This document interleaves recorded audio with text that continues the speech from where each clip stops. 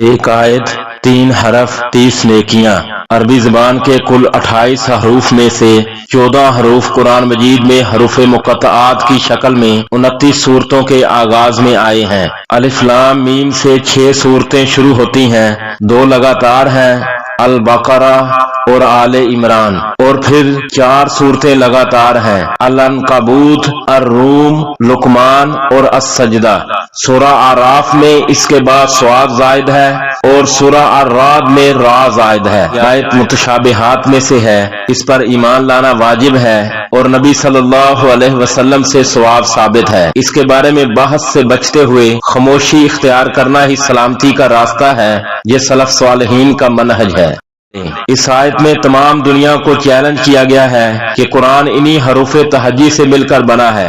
تمہیں اس کے منزل من اللہ ہونے میں شک ہے تو ان حروف تہجی کو استعمال کرتے ہوئے